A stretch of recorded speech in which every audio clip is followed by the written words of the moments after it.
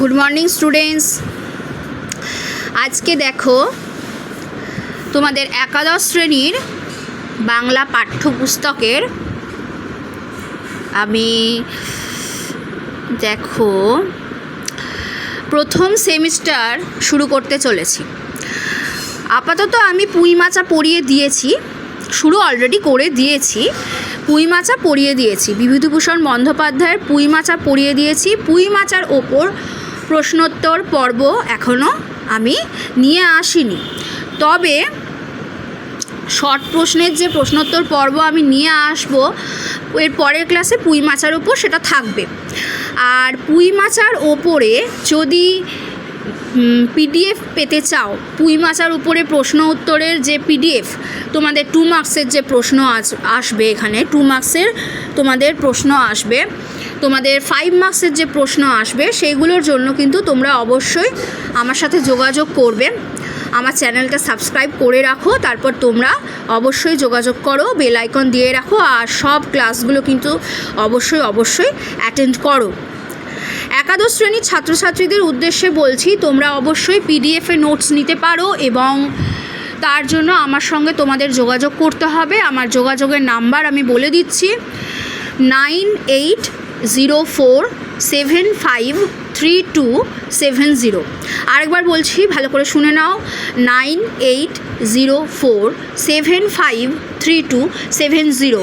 এই নাম্বারে তোমরা কিন্তু আমার সঙ্গে যোগাযোগ করবে এবং যোগাযোগ করার পর তোমরা কিন্তু আমার সাথে পিডিএফে বড় প্রশ্নের উত্তরগুলো পাবে। আর যদি কিছু যারা পড়তে চাও অনলাইনে যারা পড়তে চাও, তারাও এই নম্বরে ফোন করে আমার সাথে যোগাযোগ করে নিও, হোয়াটসঅ্যাপও করতে পারো। আচ্ছা, এবার দেখো আমি পুঁই মাচা তোমাদের পড়িয়ে দিয়েছি বিভূতিভূষণ বন্দ্যোপাধ্যায়ের। এবার প্রবন্ধ শুরু করব, ঠিক আছে? প্রবন্ধ আছে তোমাদের, দেখো বিড়াল, বঙ্কিমচন্দ্র চট্টোপাধ্যায়ের বিড়াল। আচ্ছা, জানো বঙ্কিমচন্দ্র চট্টোপাধ্যায় ঔপন্যাসিক হওয়ার সাথে সাথে ছিলেন কিন্তু প্রাবন্ধিক। তিনি অসংখ্য প্রবন্ধ লিখেছেন। হ্যাঁ, ওনার অনেকগুলি প্রবন্ধ গ্রন্থ আছে, তার মধ্যে প্রবন্ধ গ্রন্থের একটি প্রবন্ধ হলো, একটি উল্লেখযোগ্য অন্যতম বিখ্যাত প্রবন্ধের নাম হলো বিড়াল, যেটা তোমাদের এই পাঠ্য বইয়ে আছে। দেখো আমি বিড়াল শুরু করছি। আমি শয়নগৃহে চারপাইয়ের উপর বসিয়া হুঁকা হাতে ঝিমাইতেছিলাম। একটু মিটমিট করিয়া ক্ষুদ্র আলো জ্বলিতেছে, দেয়ালের উপর চঞ্চল ছায়া প্রেতবৎ নাচিতেছে। মানে কি? আমি শয়নগৃহে বলতে এখানে ঔপন্যাসিক নিজের কথাই বলছেন। শয়নগৃহে চারপাইয়ের উপর, চারপা মানে কি? চারপাইয়ের উপর বসিয়া বলতে এখানে কিন্তু চেয়ারের কথা বলা হচ্ছে। চেয়ারের 4টে পা, সেই কারণে বলছে চারপাইয়ের উপর বসিয়া হুঁকা হাতে ঝিমাইতেছিলাম। একটু মিটমিট করিয়া ক্ষুদ্র আলো জ্বলিতেছে, দেয়ালের উপর চঞ্চল ছায়া প্রেতবৎ নাচিতেছে। মিটমিট করে একটা ক্ষুদ্র আলো জ্বলছে, মিটমিট করে জ্বলছে এবং তার ছায়া পড়েছে দেয়ালে। আহার প্রস্তুত হয় নাই, এজন্য হুঁকা হাতে নিমিলিত লোচনে আমি ভাবিতেছিলাম যে আমি যদি নেপোলিয়ান হইতাম তবে ওয়ার্ল্ড জিতিতে পারিতাম কি না। বলছে আমি যদি নেপোলিয়ান হতাম, নেপোলিয়ান বোনাপার্ট, আমি যদি হতাম, প্রত্যেকের নাম শুনে থাকবে নেপোলিয়ান বোনাপার্টের, তাহলে ওয়ার্ল্ড জিতিতে পারিতাম। এমন সময় একটি ক্ষুদ্র শব্দ হইল, ম্যাও। দেখো চাহিয়া দেখিলাম, হঠাৎ কিছু বুঝিতে পারিলাম না। প্রথমে মনে হইল ওয়ালিংটন হঠাৎ বিড়ালত্ব প্রাপ্ত হইয়া আমার নিকট আফিঙ্গ ভিক্ষা করিতে আসিয়াছে। ওয়ালিংটন হঠাৎ বিড়ালত্ব প্রাপ্ত হয়ে গেছে, সে আবার আমার কাছে আফিম ভিক্ষা করতে এলো না তো। প্রথম উদ্যমে পাষাণবৎ কঠিন হইয়া বলিব মনে করিলাম যে ডিউক মহাশয়কে ইতিপূর্বে যথোচিত পুরস্কার দেওয়া গিয়েছে, এক্ষণে আর অতিরিক্ত পুরস্কার দেওয়া যাইতে পারে না। বিশেষ অপরিমিত লোভ ভালো নহে। ডিউক বলিল, ম্যাও। কি বলল ডিউক? ম্যাও। ডিউক মহাশয় ইতিপূর্বে যথোচিত পুরস্কার দেওয়া গিয়াছে ডিউক মহাশয়কে, এক্ষণে আর অতিরিক্ত পুরস্কার দেওয়া যাইতে পারে না। বিশেষ অপরিমিত লোভ ভালো নয়। কার কথা বলা হচ্ছে? বিড়ালের কথা বলা হচ্ছে। ডিউক বলিল, ম্যাও। দেখো এইখানে ডিউকের কথা আসছে, এখানে ওয়ালিংটনের কথা আসছে, বুঝতেই পারছো তখন দেশে ইংরেজ শাসনকাল, ঠিক আছে। এবার ওনাদেরকে উদ্দেশ্য করে কিন্তু এই প্রবন্ধগুলো উনি লিখেছিলেন। তখন চক্ষু চাহিয়া ভালো করিয়া দেখিলাম যে ওয়ালিংটন নহে, একটি ক্ষুদ্র মার্জার প্রসন্ন আমার জন্য যে দুগ্ধ রাখিয়া গিয়াছিল তাহা নিঃশেষ করিয়া উদরসাৎ করিয়াছে। আমি তখন ওয়াটারলুর মাঠে ব্যূহ রচনায় ব্যস্ত, অত দেখি নাই। মানে কি, একটা যুদ্ধ পরিস্থিতি, বুঝতে পারছো? বিড়ালের যে অন্তর্নিহিত তাৎপর্য সেগুলো আমি বলতে বোঝাতে তোমাদের বহিরাগত মিনিংটাও বুঝিয়ে দিচ্ছি, মানে বাহ্যিক যে অর্থ সেটাও বোঝাচ্ছি এবং অন্তর্নিহিত তাৎপর্যটাও আমি বলতে এগোচ্ছি। দেখো, ক্ষুদ্র মার্জার প্রসন্ন, মার্জার এখানে বিড়ালটাকেই বলা হচ্ছে, প্রসন্ন আমার জন্য যে দুগ্ধ রাখিয়া গিয়াছিল তাহা নিঃশেষ করিয়া উদরসাৎ করিয়াছে। ঔপন্যাসিকের জন্য প্রাবন্ধিক, এখানে প্রাবন্ধিকের কথা বলা হচ্ছে, প্রবন্ধ যেহেতু এটা, তো প্রাবন্ধিকের জন্য যে দুধ রাখা ছিল সেই দুধ সে কী করেছে, সেই ক্ষুদ্র মার্জার অর্থাৎ বিড়ালটি খেয়ে নিয়েছে, উদরসাৎ করেছে। ওয়াটারলোর মাঠে ব্যূহ রচনায় ব্যস্ত। ব্যূহ কখন রচনা করা হয়? যুদ্ধর পরিস্থিতিতে, ঠিক আছে। অত দেখি নাই। এক্ষণে মার্জা সুন্দরী নির্জল দুগ্ধপানে পরিতৃপ্ত পায় হইয়া আপন মনের সুখ এ জগতে প্রকটিত করিবার অভিপ্রায়ে অতি মধুর স্বরে বলিতেছেন ম্যাও। দেখো, মার্জা সুন্দরী বলতে বিড়ালটিকে বলা হচ্ছে। নির্জল দুগ্ধপান মানে কোনো ভেজাল নেই দুধে, জল মিশিয়ে তো ভেজাল বানানো হয় দুধ, কিন্তু সেই দুধ হচ্ছে নির্জল, সেই দুগ্ধ পান করে সে আপন সুখে সে বলছে ম্যাও। বলিতে পারি না বুঝি তাহার ভিতরে একটু ব্যঙ্গও ছিল। ম্যাও যে বলল, বুঝি মার্জার মনে মনে হাসিয়া আমার পানে চাহিয়া ভাবিতেছিল, কেহ মরে বিল ছেঁচে, কেহ খায় কই। বুঝি সে ম্যাও বলছে, কেউ বিল ছেঁচে মরে, কেহ আবার কই খেয়ে নেয়, তাই তো। বুঝি সে ম্যাও শব্দে একটু মন বুঝিবার অভিপ্রায় ছিল। বুঝি বিড়ালের মনের ভাব, তোমার দুধ তো খাইয়া বসিয়া আছে, এখন বলো কি। অর্থাৎ সে বলছে, মানে ম্যাও যে মানে বিড়াল বলতে চাইছে প্রাবন্ধিককে, প্রাবন্ধিক বলছেন, তাই সেই বিড়ালের মনের কথা যে মনে হচ্ছে যেন সে বলতে চাইছে, তোমার তো দুধ আমি খেয়ে বসে আছি, এবার তুমি কি বলতে চাও বলো। বলি কি, আমি তো ঠিক করিতে পারিলাম না, দুধ আমার বাপেরও নয়। বলছে দুধ তো আমার বাপেরও নয়, তাই না, দুধ তো আমার বাপেরও নয়। দুধ মঙ্গলবার দুহিয়াছে প্রসন্ন, কে? প্রসন্ন গোয়ালিনী মঙ্গলবার দুধ দুয়েছে। অতএব সে দুগ্ধে আমারও যে অধিকার, বিড়ালেরও তাই। সুতরাং রাগ করিতে পারি না, যে দুধ প্রসন্ন দুয়েছে সেই দুধে তো সকলের অধিকার। বিড়ালের যেমন অধিকার, সেই মানে যে অধিকার প্রাবন্ধিকের, সেই অধিকার বিড়ালেরও। বলছে সেই জন্য কিন্তু রাগ করতে পারছি না, যেহেতু সে খেয়ে নিয়েছে। তবে চিরাগত একটি প্রথা আছে যে বিড়ালে দুধ খাইয়া গেলে তাহাকে তাড়াইয়া মারিতে যাইতে হয়। আমি যে সেই চিরাগত প্রথার অবমাননা করিয়া মনুষ্যকুলে কুলাঙ্গার স্বরূপ পরিচিত হইব, ইহাও বাঞ্ছনীয় নহে। না জানি এই মার্জারি যদি স্বজাতি মণ্ডলে কমলাকান্তকে কাপুরুষ বলিয়া উপহাস করে। অতএব পুরুষের ন্যায় আচরণ করাই বিধেয়, ইহা স্থির করিয়া। দেখো, ইহা স্থির করিয়া বলছে আমি পুরুষের মতোই কিন্তু আচরণ করব। আর মার্জারি কাকে বলছে? স্ত্রীলিঙ্গের বিড়াল ছিল, ঠিক আছে। কমলাকান্ত ছদ্মনামে বঙ্কিমচন্দ্র চট্টোপাধ্যায় এই প্রবন্ধ লিখেছিলেন বলে কমলাকান্তকে উনি নিজেকে বলছেন, ঠিক আছে। স্বজাতি মণ্ডলে কমলাকান্তকে কাপুরুষ বলিয়া উপহাস করে। অতএব পুরুষের ন্যায় আচরণ করাই বিধেয়, ইহা স্থির করিয়া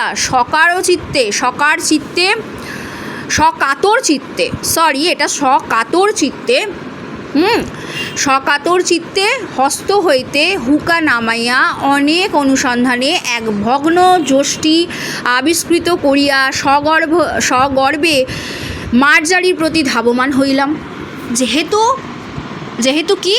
যেহেতু এমন প্রথা আছে যে বিড়ালে দুধ খাইলে তাকে তাড়িয়ে তাড়াতে হয়।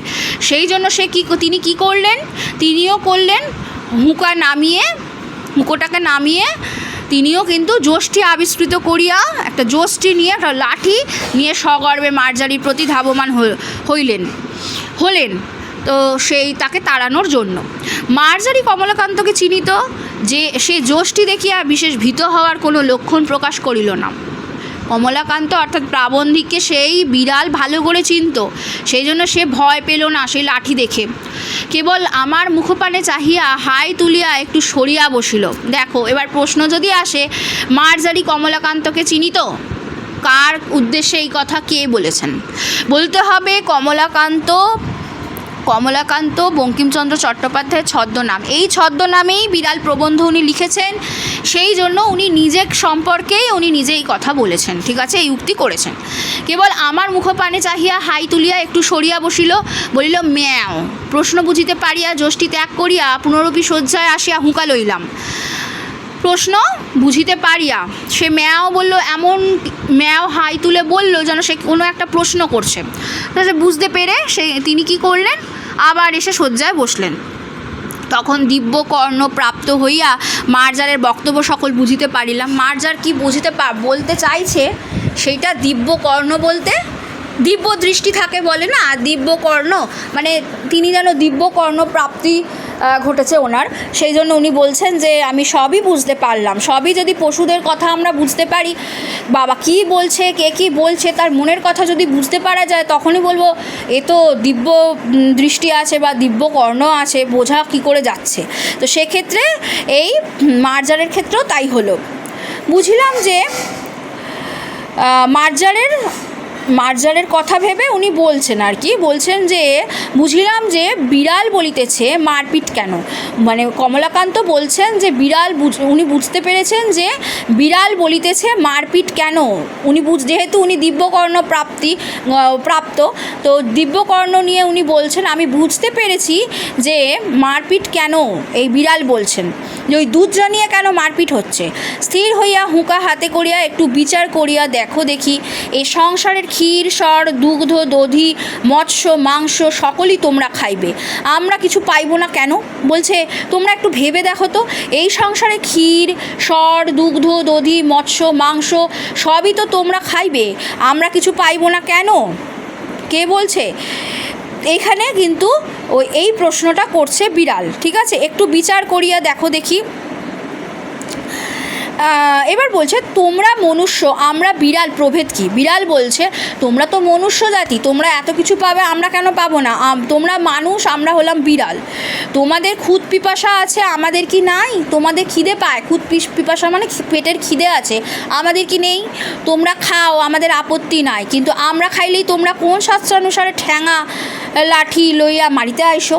আমরা খেলেই তোমাদের যত দোষ ধরা পড়ে, ঠ্যাঙা লাঠি নিয়ে মারতে চলে আসো, আর তোমরা খাও, আমরা তো কিছু বলি না। তাহা আমি বহু অনুসন্ধানে পাইলাম না। বলছে কেন করো এই কাজগুলো আমরা বুঝতে পারি না, তোমরা আমার কাছে কিছু উপদেশ গ্রহণ করো। মানে কমলাকান্তকে যেন বলছে ওই বিড়াল যে তুমি আমার কাছ থেকে, বা তোমরা একজনই প্রতিনিধি, কমলাকান্ত সকল মানুষের প্রতিনিধি উনি, বলছে তোমরা আমার কাছে কিছু উপদেশ গ্রহণ করো। বিজ্ঞ চতুষ্পদের কাছে শিক্ষালাভ ব্যতীত তোমাদের জ্ঞানোন্নতির উপায়ান্তর দেখি না। বলছে বিজ্ঞ চতুষ্পদের কাছে, বিজ্ঞ চতুষ্পদকে ওই মার্জারি বলছে যে আমার কাছে শিক্ষালাভ ছাড়া তোমাদের জ্ঞানোন্নতি হবে না, তোমরা উপায়ান্তর দেখতে পাই না। তোমাদের বিদ্যালয় সকল দেখিয়া আমার বোধ হয় তোমরা এতদিন এই কথাটি বুঝিতে পারিয়াছ। আমার বোধ হয় তোমরা এতদিন এই কথা তোমরা বুঝতে পারছো। দেখো এইখানে একটা কথা বলি, বিড়াল হয়ে উঠেছে কিন্তু প্রতিনিধি, সম্পূর্ণ অন্তর্নিহিত তাৎপর্যে কিন্তু প্রতিনিধি হয়ে উঠেছে একটা দিকের। আর এখানে কমলাকান্ত হয়ে উঠেছে কিন্তু যাদের নাম আছে ওখানে, ওয়েলিংটন, ডিউক, ঠিক আছে, এদের প্রতিনিধি হয়ে উঠেছে। কে প্রতিনিধি? ডিউক সাহেব বলা হচ্ছে কিন্তু এই বিড়ালকে। দেখো এটা কিন্তু বুঝতে হবে, আমি পরে সেটা বলছি, কিন্তু প্রতিনিধি হয়ে উঠছে বোঝাতে চাইছে যে তখন যেহেতু দেশ পরাধীন ছিল, তখন যেহেতু দেশ ভারতে তখনও কিন্তু ইংরেজ ইংরেজ শাসনাধীনে রয়েছে।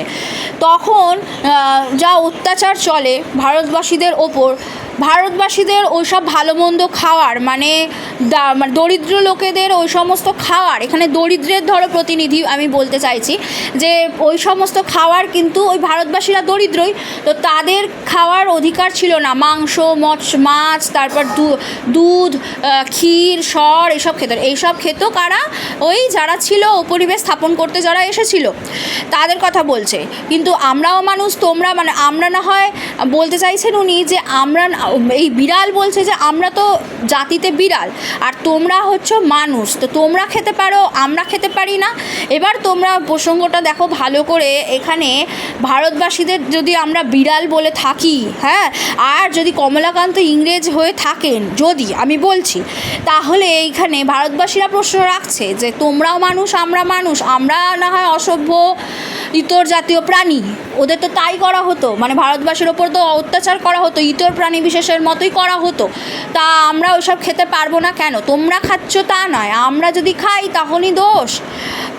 এবার দেখো দেখো শয্যাশায়ী মনুষ্য ধর্ম কি? পরোপকারী পরম ধর্ম বলছে। দেখো শয্যাশায়ী মনুষ্য মানে বিড়াল এখন কাকে বলছে? কমলাকান্তকে বলছে এই যে শয্যাশায়ী মানুষ, ধর্মটা তাহলে কি?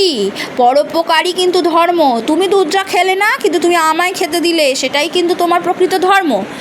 এই দুগ্ধটুকু পান করিয়া আমার পরম উপকার হয়ে গেছে, এই দুধটা খেয়ে আমার কিন্তু পরম উপকার হয়েছে। তোমার আহরিত দুগ্ধে এই পরোপকার সিদ্ধ হইল, অতএব তুমি সেই পরম ধর্মের ফল ভাগী। আমি চুরি করি আর যাই করি, আমি তোমার ধর্ম সঞ্চয়ের মূলীভূত কারণ। দেখো ধর্মের কথা এখানে বলছে, মনুষ্য ধর্ম এখানে প্রধান হয়ে উঠেছে, ঠিক আছে?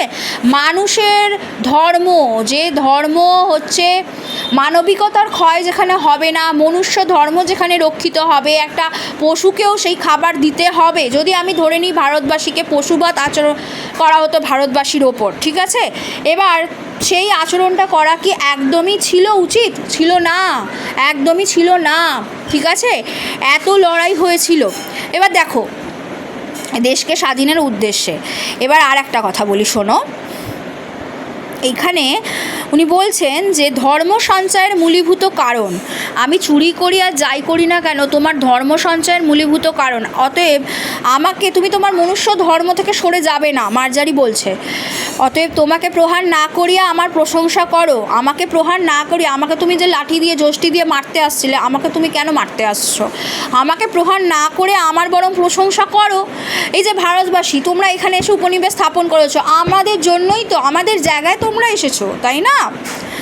আমি তো, এবার বলছে আমি তোমার ধর্মের সহায়। আমি তোমার ধর্মের সহায় বলতে তুমি আমাকে খেতে দিয়েছো, মানে খেতে দিয়েছো বলে তোমার ওটা মন খারাপ করো না, তুমি উপকার করেছো ধরে নাও, সেটাই তোমার প্রকৃত ধর্ম। আমি তো তোমার ধর্মের সহায় হলাম, কারণ আমি দুগ্ধটা তো খেলাম, তাই না? দেখো আমি চোর বটে, কিন্তু আমি কি সাধ করিয়া চোর হইয়াছি? দেখো আমি কি সাধ করে চোর হয়েছি? আমি তো চোর, অবশ্যই আমি দুধ চুরি করে খাই, কিন্তু আমি কি সাধ করে চোর হয়েছি? খাইতে পাইলে কে চোর হয়? আমি যদি খেতে পাই আমি কেন চোর হব, তাই না? দেখো যাহারা বড় বড় সাধু চোরের নামে শিহরিয়া উঠেন, তাহারা অনেকে চোর অপেক্ষাও অধার্মিক। বলছেন যে দেখো চোরের নামে বড় বড় যারা সাধু, চোরের নামে যারা শিহরিয়া মানে ভয় পেয়ে ওঠেন, তাহারা অনেকে কিন্তু চোর অপেক্ষাও অধার্মিক হয়ে থাকে। হ্যাঁ, বড় বড় যে সাধুরা আছে তারা কিন্তু চোরের অপেক্ষাও কিন্তু অধার্মিক হয়। ধর্ম কী জিনিস তারা মানেই না, অধার্মিক হয়ে থাকে, ধার্মিক নয় তারা। তাহাদের চুরি করিবার প্রয়োজন নাই বলিয়ায় চুরি করেন না। তাদের চুরি করবার প্রয়োজন কেন হবে? ওই অধার্মিক মানুষগুলো যেহেতু টাকা পয়সা আছে, অনেক সচ্ছল, তারা চুরি করতে যাবে কেন? চুরি পেটের দায়ী মানুষ করে থাকে, তাই তো? একমাত্র খাবারের জন্যই, খাবার খুদ পিপাসা মেটানোর জন্যই কিন্তু চুরিটা হয়ে থাকে। তো বলছে সেই মানুষটা যে অধার্মিক, তার দরকার নেই চুরি করার, সে কেন চুরি করবে? কিন্তু তাহাদের প্রয়োজনাতীত ধন থাকিতেও চোরের প্রতি যে মুখ তুলিয়া চাহেন না, ইহাতেও চোরে চুরি করে। অধর্ম চোরের নহে, চোরে যে চুরি করে সে অধর্ম কৃপণ ধনীর। বলছে চোরে যে চুরি করে সে অধর্ম কিন্তু কৃপণ ধনীর, ধনীর কাছে কিন্তু অধর্মটা কৃপণ, বলছে অধর্ম চোরের নহে, চোরে যে চুরি করে সে অধর্ম কৃপণ হলো ধনীর। দেখো মানেটা কি, এখানে বলতে চাইছেন যে চোর যে চুরি করছে সেটা তার ধর্ম হয়ে দাঁড়িয়েছে, ঠিক আছে, কারণ সে তার নিজের জন্য চুরিটা করছে, খাওয়ার জন্য, সেটা কিন্তু তার অধর্ম হচ্ছে না, সে অধর্ম কৃপণ ধনী। কিন্তু যে মনুষ্য ধর্ম থেকে সরে আসছে, পরোপকারী নয়, সেই ধনী কৃপণ ধনী মানুষটা সে অধার্মিক। বুঝতে পারছো? ধর্ম অধর্ম, আসল প্রকৃত ধর্ম কোথায় রক্ষিত হচ্ছে আর কোথায় অধর্ম সাধিত হচ্ছে। দেখো, চোর দোষী বটে, কিন্তু কৃপণ ধনী তদপেক্ষা শতগুণে দোষী। চোর তো সে চুরি করছে, ঠিক আছে, মেনে নিলাম সে চুরি করছে, চোর, সেই জন্য সে দোষী। কিন্তু কৃপণ ধনী যে কৃপণ, সেই ধনী ব্যক্তি তদপেক্ষা শতগুণে দোষী। চোরের দণ্ড হয় শুধুমাত্র পরোপকারের ক্ষেত্রেই, হচ্ছে যে চোরের দণ্ড হচ্ছে, পরোপকার বলতে বিভিন্ন ক্ষেত্রে অর্থ সাহায্য বলো, খাবার দিয়ে সাহায্য বলো, সব ধরনের সাহায্যের কথাই বলা হচ্ছে। চোরের দণ্ড হয়, কিন্তু চুরির মূল যে কৃপণ তাহার দণ্ড হয় না কেন? বলছে যে কৃপণ ব্যক্তি সেই তো আসল চুরি করছে। ধরো সাধু ব্যক্তিগুলো কি করছে, এই যে ব্ল্যাক মানি, সাধু ব্যক্তিগুলো যে মানুষ ঠকিয়ে রোজগার করে টাকা লাখ লাখ টাকা কামিয়ে নিচ্ছে, তাদের কথাও বলা হচ্ছে। তাদের দণ্ড হচ্ছে না কেন? তাদের দণ্ড দেওয়া হয় না কেন? তারা তো আবার কৃপণ, তারা হচ্ছে চুরির মূল কার্য তারাই করছে, তাদের কেন হচ্ছে না? দেখো, আমি প্রাচীরে প্রাচীরে ম্যাও ম্যাও করিয়া বেড়াই, কেউ আমাকে মাছের কাঁটাখানাও ফেলিয়া দেয় না। বিড়াল বলছে যে আমি তো প্রাচীরে প্রাচীরে মানে পাঁচিলে পাঁচিলে ম্যাও ম্যাও করে করে বেড়াই, কেউ তো আমাকে মাছের কাঁটাখানাও দিয়ে বলে না যে খাও। মাছের কাঁটা, পাতের ভাত নর্দমায় ফেলিয়া দেয়, জলে ফেলিয়া দেয়, তথাপি আমাকে ডাকিয়া দেয় না। আমার মুখের কাছে কেউ ধরে দেবে না, অথচ নর্দমায় ফেলে দেয়। তোমাদের পেট ভরা, আমার পেটের ক্ষুধা কী প্রকারে জানিবে? তোমাদের পেট ভরা, তোমাদের তো পেট ভরে আছে, তাহলে আমার যে পেটে ক্ষুধা সেটা তোমরা জানবে কি করে? ভারতবাসী যখন, দরিদ্র ভারতবাসী যখন অত্যাচার করা হচ্ছে, তাদের তো না খেতে পেয়ে তারা তো অনেক মানুষ মারা গেছে। এবার ধরো, তোমরা কি করে জানবে? যারা অত্যাচার করছে তাদের উদ্দেশ্যে বলা হচ্ছে, তারা তো খেয়ে আছে, তাদের তো পেট ভরা, আর যারা খায়নি তাদের পেটের ক্ষুধাটা ওরা বুঝবে কি করে? তার উপর অত্যাচার হচ্ছে। এবার দেখো, এই মনুষ্য জাতির প্রতি বিড়াল একটা প্রতিনিধি হয়ে বলে যাচ্ছে যে তোমাদের তো এখানে অবস্থা, মানে তোমাদের তো পেট ভরা, তাহলে তোমরা কীভাবে আমার পেটের কীভাবে বুঝবে, পেটের জ্বালা কীভাবে বুঝবে? আচ্ছা, পেটের ক্ষুধা কী প্রকারে জানিবে? হায়, দরিদ্রের জন্য ব্যথিত হইলে তোমাদের কি কিছু অগৌরব আছে? বলছে তোমরা যারা দরিদ্রের জন্য যদি ব্যথিত হয়, সেই একই কথা। বিড়াল এখানে দরিদ্রদের প্রতিনিধি হয়ে উঠেছে, আর কমলাকান্ত ধনী ব্যক্তিদের প্রতিনিধি হয়ে উঠেছেন। বলছে যে ব্যথিত হওয়া লজ্জার কথা সন্দেহ নাই। দরিদ্রের জন্য ব্যথিত হইলে তোমাদের কি কিছু অগৌরব আছে? তোমরা যদি একটুখানি দরিদ্রের সেবা করো, যদি একটু দরিদ্রের জন্য ব্যথিত মন তোমাদের হয়, তাহলে কি তোমাদের কিছু অগৌরব হবে? না, আমার মতে দরিদ্রের ব্যথায় ব্যথিত হওয়া লজ্জার কথা সন্দেহ নাই। যে কোনো অন্ধকে মুষ্টি ভিক্ষা দেয় না, সেও একটা বড় রাজ্য ফাঁপড়ে পড়িলে রাত্রে ঘুমায় না, সকলেই পরের ব্যথায় ব্যথিত হইতে রাজি, তবে ছোট লোকের দুঃখে কাতর ছি কে হইবে? কী বলছে দেখো, আমার মতো দরিদ্রের ব্যথায় রাজা ফাঁপড়ে পড়িলে, আমার মতো দরিদ্রের ব্যথায় ব্যথিত হওয়া লজ্জার কথা সন্দেহ নাই। বিড়াল বলছে আমি একজন দরিদ্র, আমার ব্যথায় তুমি যে ব্যথিত হবে, তুমি একজন ধনী, তুমি ব্যথিত হবে সেটা সন্দেহ নেই। দেখো, এটা সমাজের প্রেক্ষিতে উনি বলছেন, সকল সমাজের প্রেক্ষিতে প্রতিনিধি করেছেন এখানে বিড়ালকে। বিড়ালের মুখ দিয়ে কথাগুলোকে উনি বলাচ্ছেন এবং বলতে চাইছেন যে ধনী আর দরিদ্র ব্যক্তি, তো সেখানে দরিদ্রের ব্যথায় ব্যথিত হওয়া কমলাকান্তকে বলছে বিড়াল যে সেটার লজ্জার কথা অবশ্যই। যে কোনো অন্ধকে মুষ্টি ভিক্ষা, যে কোনো অন্ধকেই মুষ্টি ভিক্ষা দেয় না, যে মানুষ কোনো অন্ধকে মুষ্টি ভিক্ষা দেয় না, সে মুষ্টি মানে এক মুঠো সে ভিক্ষাও দেয় না, সেও একটা বড় রাজা ফাঁপড়ে পড়লে রাত্রে ঘুমোয় না। একটা বড় রাজা যদি ফাঁপড়ে পড়ে যায়, সারা রাত না ঘুমিয়ে পরের ব্যথায় ব্যথিত হইতে রাজি হবে, তখন রাজার যেহেতু হয়েছে। তবে ছোট লোকের দুঃখে কাতর ছি, তখন সে ভাববে কি যে ছোট লোকের দুঃখে কী কাতর হব, রাজা ফাঁপড়ে পড়েছে, যেখানে আমার স্বার্থ সিদ্ধি হবে, যেখানে আমার টাকাটা আসবে, যেখানে আমার লাভ আছে, আমার সেখানেই আমি ব্যথিত হব। আমি দরিদ্রের দুঃখে কেন ব্যথিত হতে যাব? কে হইবে? দেখো, যদি অমুক শিরোমণি কি অমুক ন্যায়ালঙ্কার আসিয়া তোমার দুধটুকু খাইয়া যাইতেন, তবে তুমি কি তাহাকে ঠ্যাঙা লইয়া মারিতে আসিতে?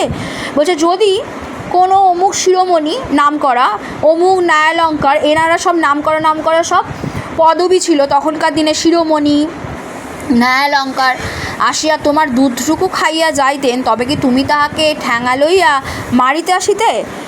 বরং জোর হাত করিয়া বলিতে, আর একটু কি আনিয়া দিব? যদি বড় লোক কেউ আসতো তোমার কাছে দুধ খাওয়ার জন্য, তুমি তাকে কি বলতে? তোমার দুধটা খেয়েছে বলে তুমি কি তা ঠ্যাঙাতে যেতে? তা যেতে না, তুমি বরং বলতে আর একটু কি দেব? তবে আমার বেলা লাঠি কেন? তুমি বলিবে তাহারা অতি পণ্ডিত, বড় মান্য লোক। পণ্ডিত আর মান্য বলিয়া কি আমার অপেক্ষা তাহাদের ক্ষুধা বেশি? দেখো, তারাও মানুষ, আর দরিদ্ররাও মানুষ, আর ধনীরাও মানুষ। বিড়াল হয়ে উঠেছে দরিদ্রদের প্রতিনিধি, বুঝতে পারছো? তখন অবস্থা সমাজের প্রেক্ষিতে বিড়ালের মতো অবস্থা হয়ে গেছে, বিড়ালের মতো অবস্থা হয়ে গেছে, মানুষগুলোকে করে রাখা হয়েছে ওই রকম। এবার সে প্রতিবাদ করছে, বিড়ালের মুখ দিয়ে বলানো হচ্ছে, হে ভারতবাসী, হে দরিদ্র মানুষ, তোমরা প্রতিবাদ করো। এটা কিন্তু কমলাকান্ত বা বঙ্কিমচন্দ্র চট্টোপাধ্যায় কিন্তু করতে চেয়েছিলেন, যে এইভাবে মানে বলতে চাইছেন, বোঝাতে চাইছেন যে প্রতিবাদ করো। এই যদি মার্জারি কি বলছে? মার্জারি বলছে যে তুমি বলবে তাহারা অতি পণ্ডিত, মানে ধনী ব্যক্তিরা তো খুব পণ্ডিত বা মান্য বলিয়া কি আমার অপেক্ষা তাদের ক্ষুধা বেশি? মানে একই তো জাতি যদি হই, মনুষ্য হয় যদি, তাহলে ওদের অপেক্ষা ওদের ক্ষুধা বেশি। এবার বিড়াল বলছে, দেখো বিড়ালের অ্যাঙ্গেল থেকে ভাবো, যে বিড়াল বলছে তোমাদের ক্ষুধা আছে অথচ আমার ক্ষুধা নেই। তা তো নয়, তেলা মাথায় তেল দেওয়া মনুষ্য জাতির রোগ, দরিদ্রের দুঃখ কেহ বোঝে না। ধনীরা ধনীদের তেল দিয়ে ওখানে টিকে আছে। জমিদাররা, বড় বড় জমিদাররা, তখন কিন্তু ইংরেজ শাসক যারা এসেছিল ভারতবর্ষে উপনিবেশ স্থাপন করতে, তাদের কিন্তু তেল দিয়ে তাদের সঙ্গে কিন্তু হাতে হাত মিলিয়ে চলতো একসাথে টিকে থাকার জন্য, নিজেদের স্বার্থসিদ্ধি অনেকটা লাভবান হবে বলে। জানো তোমরা অনেকেই। আর যারা দরিদ্র মানুষ তাদেরকে কিন্তু একদম অত্যাচারের সাথে সাথে তাদের খেতেও দিত না, দূরে সরিয়ে রাখা হতো, এই রকমই ছিল। হ্যাঁ, সমাজটা তখন এমন ছিল। তা তো নয় যে তেলা মাথায় তেল দেওয়া মনুষ্যজাতির রোগ, দরিদ্রের দুঃখ কেউ বোঝে না। মানে এমন তো নয় যে যারা তেল মারছে, তেল দিচ্ছে ওই ইংরেজ শাসকদের, তারা তো বাঙালি, তারাও তো ধনী ব্যক্তি, এই দেশেরই অনেক ধনী জমিদার ছিলেন, তাদের কথা বলা হচ্ছে। তো তারা যে দুঃখ দরিদ্রদের বোঝে না তা তো নয়। যে খাইতে বলিলে বিরক্ত হয়, তাহার জন্য ভোজের আয়োজন করো ক্ষুধার জ্বালায়, বিনা আহ্বানী তোমার অন্ন খাইয়া ফেলে, চোর বলিয়া তাহার দণ্ড করো। ছি ছি। আর যে তাহলে কি বলছে? যে খাইতে বললে বিরক্ত হয়, তাহার জন্য ভোজের আয়োজন করো ক্ষুধার জ্বালায়, বিনা আহ্বানেই তোমার অন্ন খাইয়া ফেলে, চোর বলিয়া তাহার দণ্ড করো। ছি ছি। এইগুলো বিড়াল কাকে বলছে? মার্জারি কাকে বলছে?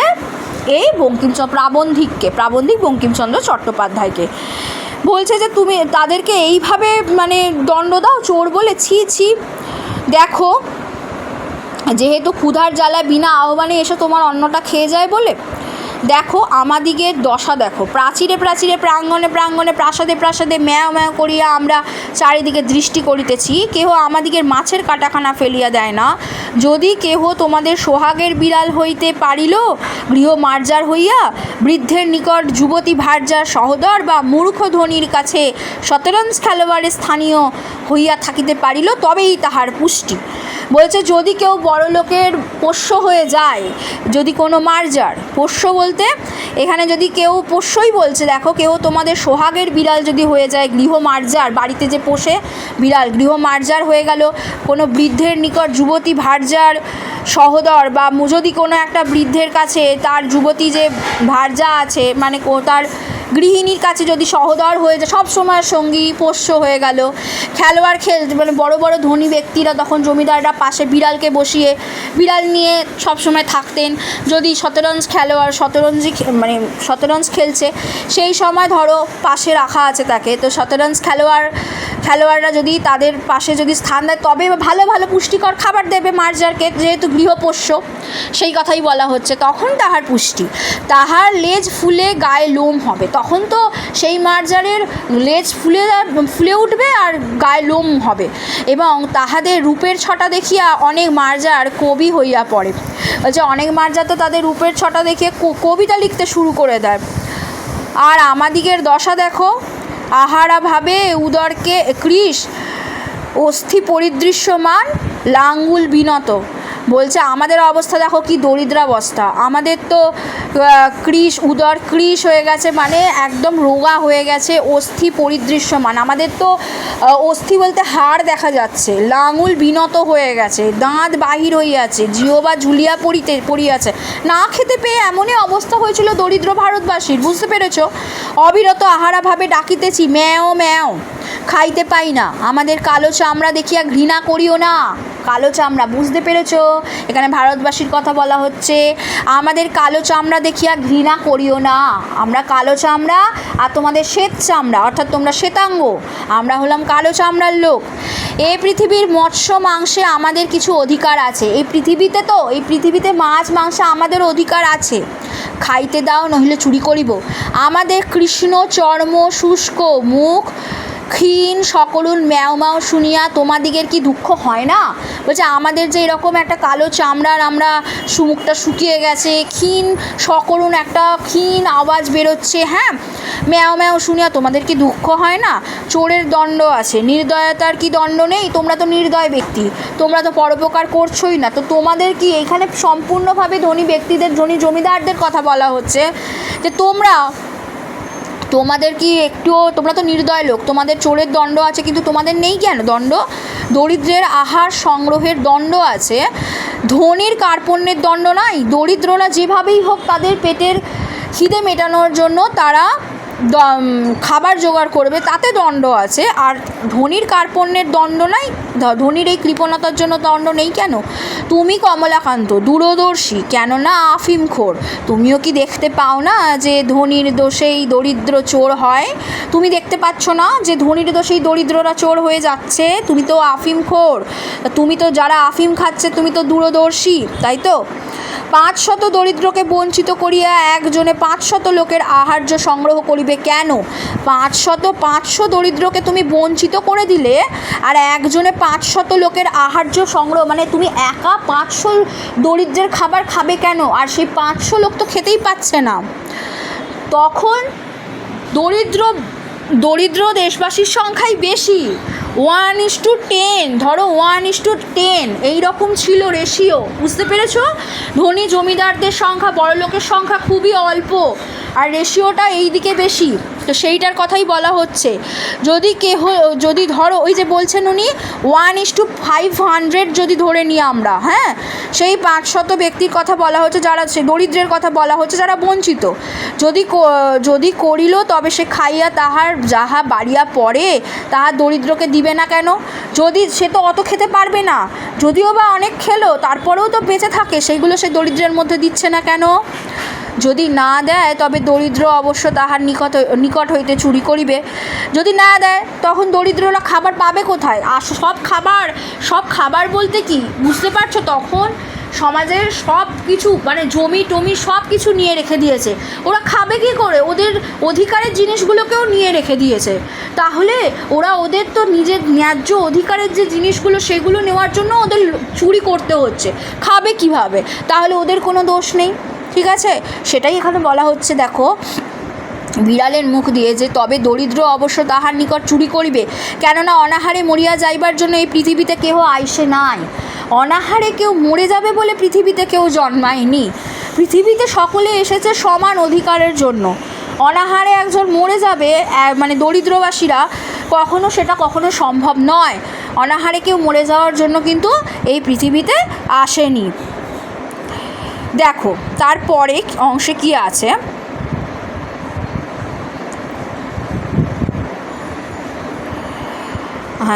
এই গেল 2। এখানে দেখো তিনটে পরিচ্ছেদ আছে। পরিচ্ছেদ বলে কিছু দেওয়া নেই, তবে 3টে অংশ বলবে। এই প্রবন্ধের 3টে অংশ আছে, 1, 2, 3, দুটো হলো। 3 কি আছে দেখো, আমি আর সহ্য করিতে না পারিয়া বলিলাম, থামো থামো মার্জার পণ্ডিত। মানে প্রাবন্ধিক এবার বলছেন যে থামো থামো মার্জার পণ্ডিত, তোমার কথাগুলি ভারী সোশিয়ালিস্টিক। সমাজ বিশৃঙ্খলার মূল, সমাজে যে এই বিশৃঙ্খলা এটা নিয়ে, সেটাই হচ্ছে আসল। তুমি যে কথাগুলো বলছো একদম সোশিয়ালিস্টিক। যদি যাহার যত ক্ষমতা সে তত ধন সঞ্চয় করিতে না পায়, অথবা সঞ্চয় করিয়া চোরের জ্বালায় নির্বিঘ্নে ভোগ করিতে না পায়, তবে কেহ আর ধন সঞ্চয়ের যত্ন করিবে না। বলছে ধরো যদি যে ধন সঞ্চয় করিতে না পায়, করতে পারছে না ধরো কেউ একজন, এবং সঞ্চয় করে রেখেছে, সে চোরের জ্বালা নির্বিঘ্নে ভোগও করতে পারছে না, তবু সে কী হবে, তবে সে কেহ আর ধন সঞ্চয় যত্ন করে সে আর ধন সঞ্চয়টা আর করবে না, তার তো বিরক্তি এসে যাবে, তাহাতে সমাজে ধন বৃদ্ধি হবে না, যার ফলে কি হবে, সমাজে আর ধন বৃদ্ধি পাবে না। তাহলে এই সিদ্ধান্তে এলেন প্রাবন্ধিক। মার্জার বলিল, না হইল তো আমার কি, সমাজের ধন বৃদ্ধির অর্থ ধনীর ধন বৃদ্ধি। সমাজের ধন বৃদ্ধি মানে তো সবার ধন বৃদ্ধি হচ্ছে না, সমাজের একটা অংশের ধন বৃদ্ধি হচ্ছে, অর্থাৎ ধনীর ধন বৃদ্ধি হচ্ছে। ধনীর ধন বৃদ্ধি না হইলে দরিদ্রের কি ক্ষতি? ধনীর যদি ধনই না বৃদ্ধি হয়, তাতে দরিদ্রের আর কী যায় আসে, কী ক্ষতি? আমি বুঝাইয়া বলিলাম যে সামাজিক ধন বৃদ্ধি ব্যতীত সমাজের উন্নতি নয়। সামাজিক ধনটা বৃদ্ধি হতে পারে, সমগ্রভাবে যদি ধনটা বৃদ্ধি না হয়, সবাইকে নিয়ে সব ধনটা যদি বৃদ্ধি না হয়, তাহলে সমাজের কিন্তু উন্নতি হবে না। বিড়াল রাগ করিয়া বলিল যে আমি যদি খাইতে না পাইলাম, তবে সমাজের উন্নতি লইয়া কী করিব? বলছে আমি দরিদ্র মানুষ, আমি খেতে পেলাম না, তাহলে আমার সমাজের উন্নতি নিয়ে আমি ভেবে কী করব? আমিই তো পেলাম না। সবাই এখানে সমান অধিকারের জন্য এসেছে পৃথিবীতে, তো একজনই যদি অধিকার থেকে বঞ্চিত হলো, আমি তাহলে সেই ধন বৃদ্ধি নিয়ে ভাবতে যাব কেন? আমি তো নিজেই খেতে পাচ্ছি না। বিড়ালকে বুঝানো দায় হইল যে বিচারক বা নৈয়ায়িক কস্মিনকালে কেহ তাহাকে কিছু বুঝাইতে পারে না, এ মার্জার সুবিচারক এবং সুতার্কিকও বটে। সুতরাং না বুঝিবার পক্ষে ইহার অধিকার আছে। অতএব ইহার উপর রাগ না করিয়া বলিলাম, সমাজের উন্নতিতে দরিদ্রের প্রয়োজন না থাকিলে না থাকিতে পারে, কিন্তু ধনীদিগের বিশেষ প্রয়োজন, অতএব চোরের দণ্ড বিধান কর্তব্য। দেখো এইখানে কিন্তু প্রাবন্ধিক সম্পূর্ণ এই জমিদারের পক্ষে থেকে জমিদারদের চোখে আঙুল দিয়ে ওদের দোষগুলোকে দেখিয়ে দিচ্ছেন, যে একজন সাহিত্যিকের কাজই ছিল সমাজের সমস্ত দোষ ত্রুটিগুলোকে মানুষের সামনে তুলে ধরা এবং সকলকে চোখে আঙুল দিয়ে দেখিয়ে দেওয়া যে তাদের দোষ কোথায় হচ্ছে। বুঝতে পেরেছো? যার ফলে কিন্তু বিপ্লব সম্ভব ছিল, যার ফলে কিন্তু বিপ্লব হয়েছে। এত লেখালেখি, এত সাহিত্য জগতে আলোড়ন উঠেছিল, এখনও ওঠে। আচ্ছা, সমাজের উন্নতিতে দরিদ্রের প্রয়োজন, তিনি বলছেন যে সমাজের উন্নতিতে যদি দরিদ্রের প্রয়োজন না থাকবে, কিন্তু ধনীদিগের তো বিশেষ প্রয়োজন, অতএব চোরের দণ্ডবিধান কর্তব্য, চোরকে দণ্ড দিতেই হবে। মার্জারি মহাশয়া বলিলেন যে চোরকে ফাঁসি দাও, তাহাতে আমার আপত্তি নাই, কিন্তু তাহার সঙ্গে আর একটি নিয়ম করো, তার সাথে আর একটা নিয়ম করো, চোরকে ফাঁসি দিলেও। বলছে যে বিচারক চোরকে সাজা দিবেন, তিনি আগে 3 দিবস উপবাস করিবেন। এমন একটা নিয়ম হবে যে বিচারক, সেও তো ধনী ব্যক্তি, যে বিচার করবেন, সমাজে তো যারা বিচার করেন তারাই ধনী ব্যক্তি, তো তিনি চোরকে সাজা দেওয়ার আগে 3 দিন উপসে থাকবেন, উপবাস করবেন, না খাবেন না কিছু। তাহাতে যদি তার চুরি করিয়া খাইতে ইচ্ছা না করে, তবে তিনি স্বচ্ছন্দে চোরকে ফাঁসি দিবেন। এটা খুব বড় একটা চ্যালেঞ্জ। বলছে মার্জারি যে এমন যদি হয় যে তারা এই 3 দিনের মধ্যে তার চুরি করে খাওয়ার যদি ইচ্ছে না জাগে স্বচ্ছন্দে, তাহলে চোরকে ফাঁসি দেওয়া যাবে, দেখা যাবে তারা পারে কি না। তুমি আমাকে মাটিতে লাঠি তুলিয়াছিলে, তুমি অদ্য হইতে 3 দিবস উপবাস করিয়া দেখো। এবার প্রাবন্ধিককে উল্টে মার্জারি বলছে যে এবার তুমি 3 দিন তুমি উপবাস করে দেখো তো, তুমি তো আমাকে মারতে এসেছিলে, তুমি যদি ইতিমধ্যে নসিরামবাবুর ভাণ্ডার ঘরে ধরা না পড়ো, তবে আমাকে ঠ্যাঙাইয়া মারিও, আমি আপত্তি করিব না। এই নসিরামবাবুও কিন্তু তিনি, ঠিক আছে, প্রাবন্ধিক।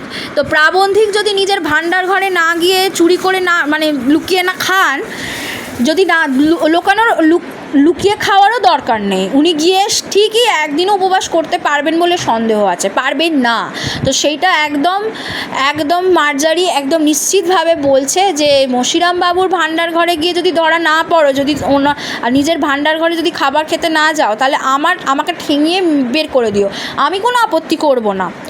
বিজ্ঞ লোকের মতো এই যে যখন বিচারে পরাস্ত হইবে তখন গম্ভীরভাবে উপদেশ প্রদান করিবে। বিজ্ঞ লোকের মত এই যে যখন বিচারে, বিজ্ঞ লোকের মত বলতে এবার প্রাবন্ধিক বলছেন, প্রাবন্ধিক এবার নিজের বক্তব্য উপস্থাপন করছেন। উনি বলছেন ওনার মতামত যে বিজ্ঞ লোকের মতামত এই যে যখন বিচারে তুমি পরাস্ত হইবে তখন গম্ভীরভাবে উপদেশ প্রদান করিবে।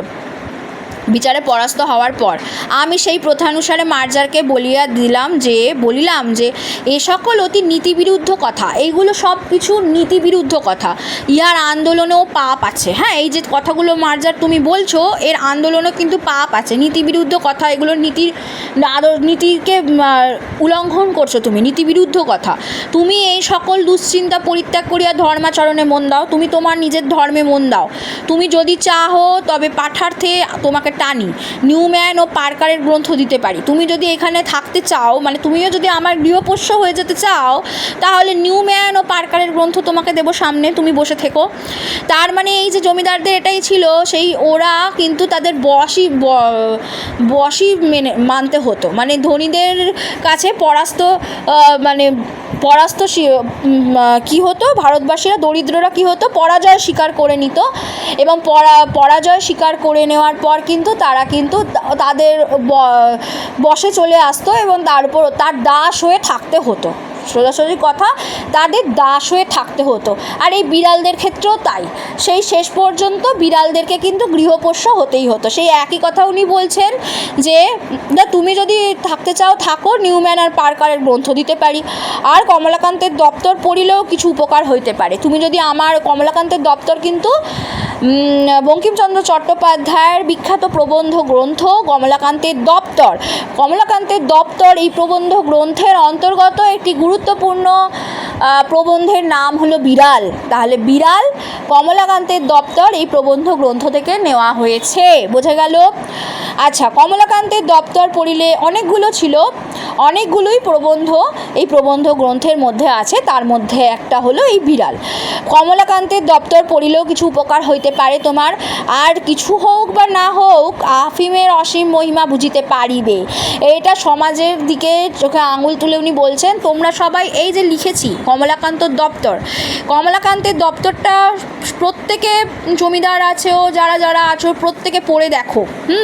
বড় বড় দেশের ধনী ব্যক্তিরা, জমিদারেরা পড়ে দেখতে পারেন, এইখানে সব কিছু অসীম মহিমা বুঝিতে পারিবেন। এক্ষণে স্বস্থানে গমন করো। এবার বিড়ালকে বলছে, এক্ষণে তুমি তোমার নিজের জায়গায় চলে যাও, প্রসন্নকাল কিছু ছানা দিবে বলিয়াছে। প্রসন্ন বলছে যে যে দুধ দুয়েছে, সেই প্রসন্ন কাল কিছু ছানা দিবে।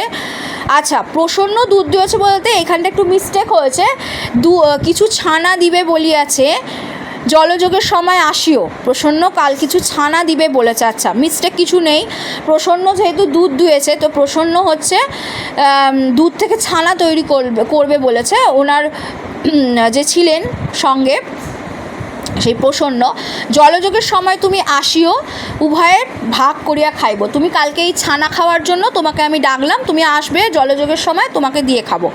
অদ্য আর কাহারও হাঁড়ি খাইও না। আজকে কিন্তু, অদ্য মানে আজ, তুমি কিন্তু আজ আর কারুর হাঁড়ি খাবে না, বরং ক্ষুধায় যদি নিতান্ত অধীরা হও, ক্ষুধায় প্রচণ্ড পরিমাণে তোমার খিদে পেয়েছে, অধীর হয়ে পড়ো, তবে পুনর্বার আসিও, এক সরিষাভোর আফিম দেব বলছে, এক সরিষাভোর আফিম দিব, সরিষাভোর আফিম দিব বলছে।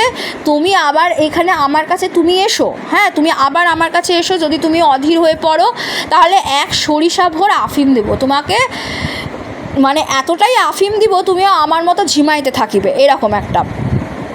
মার্জার বলিল, আফিমের বিশেষ প্রয়োজন নাই, তবে হাঁড়ি খাওয়ার কথা ক্ষুধানুসারে বিবেচনা করা যাইবে। তার মানে কি, দেখো বড় বড় ধনী জমিদারেরা ছিল, বাকিদেরকে কিন্তু তাদের দলে টানার চেষ্টা করতেন, ঠিক আছে? তাদের দলে চেষ্টা করতেন কিভাবে? লোভ দেখিয়ে টাকার লোভ দেখিয়ে, বিভিন্ন লোভ দেখিয়ে তাদের দলে টেনে নিতেন, তাহলে তাদের দলটা ভারী হবে, বুঝতে পেরেছো? এইভাবে কিন্তু তারা তাদের এই ইংরেজ যারা ছিল তাদের সঙ্গে হাত মিলিয়েছিলেন। তো মার্জারকে বলছে, এইভাবে মার্জারকেও দলে টানার জন্য প্রাবন্ধিক বলছেন তোমাকে আফিম দেব, তুমি আসবে। মার্জার বলল আফিমের বিশেষ প্রয়োজন নাই, তবে হাঁড়ি খাওয়ার কথা ক্ষুধানুসারে বিবেচনা করা যাইবে। আমি একবার বিবেচনা করে দেখতে পারি হাঁড়ি খাবো কি না। মার্জার বিদায় লইল, একটি পতিত আত্মাকে অন্ধকার হইতে আলোকে আনিয়াছি ভাবিয়া কমলাকান্তের বড় আনন্দ হইল। মানে দেখো যে মানুষটা একটা এইখানে এবার দরিদ্র সে আর নয়, সে এবার ওই তাদের সাথে হাত মেলালো, ওই বড় লোকেদের সাথে হাত মেলালো। এবার সে তাদের মতো হবে, তার হাঁড়ি সে আর খাবে না, সে কিন্তু চলে গেল। মার্জার বিদায় নেওয়ার পর সে প্রাবন্ধিক বলছেন যে একটা পতিত আত্মা পড়েছিল, তাকে অন্ধকার থেকে আলোয় নিয়ে এলাম, আমার দলে টেনে নিলাম ভেবে কমলাকান্তের মনে আনন্দ হলো। তাহলে দেখো ধনী ব্যক্তি, ধনী যে জমিদারেরা ছিলেন আর বড় বড় জমিদারেরা ছোট ছোট জমিদারকে হাত মিলিয়ে নিয়ে একত্রিত হয়ে কিন্তু অত্যাচারটা করতেন। এবার দেখো রাজস্ব আদায় করতেন, অনেক কিছু করতেন। এবার কিন্তু যে ভাগে কিন্তু বেশি পেতেন, সব কিছুর দিক থেকে ভাগে বেশি পেতেন কারা? যে সব থেকে বড় লোক ধনী জমিদাররা সব ভাগ বেশি পেতেন, সম্পত্তির বলো, রাজস্বের আদায়ের, খাজনার যা কিছু সব কিছু ওরাই বেশি পেত। আর যারা হাত মেলালো তারা হয়তো গুটি কয়েক ছিল, তাদেরকে এই বিড়াল এই যে তাদের দলে এলো, তাদের দলে টেনে নিল, তাদেরকে ছানা খেতে দিত, ঠিক আছে? তাদেরকে প্রতিশ্রুতি দিত যে হ্যাঁ ছানা খেতে দেবো, অর্থাৎ সব কিছু তাদেরকে দেবে না। তাদের হয়তো রেশিওটা 10:4 হলো, তারা 10 ভাগ পাবে, ঠিক আছে? তারা 10 ভাগ পাবে, 4 ভাগ এই ছোট যে জমিদার তারা পাবে, বুঝতে পেরেছো? তারা যদি মানে মিষ্টি খায়, ধরো 10 রকম মিষ্টি খাচ্ছে, এই ধরনের জমিদারেরা খাবে, হয়তো ছানা পেলো, তার মানে কি ওই দুধ থেকেই ছানা হচ্ছে, মিষ্টি হচ্ছে, সেই একই দলে এলো, তারা একটু ভালো পেলো আর কি, এই আর কি। আর একদম হতদরিদ্র যারা, তারা তো কিছুই পেলো না। সমাজের এই রকম একটা বৈষম্য ছিল একটা সমাজের, এই রকম তখন চেহারা ছিল। এই হচ্ছে প্রবন্ধ। আশা করছি তোমরা ক্লাসটা তোমাদের ভালো লেগেছে। এর পরের ক্লাসে থাকবে বিড়ালের ওপর প্রশ্নোত্তর পর্ব। আর আগেই বলে দিয়েছি, তোমাদের যদি বড় বড় প্রশ্নের উত্তর পেতে চাও তাহলে আমার নাম্বার দিয়ে দিয়েছি, সেখানে হোয়াটসঅ্যাপ করবে, ফোন করবে, আমি তোমাদের বলে দেবো সব কিছু। আর যদি কেউ পড়তে ইচ্ছুক থাকো সেটাও আমি বলে দিয়েছি। আজকের আলোচনা এই পর্যন্তই। Thank you students, thank you so much.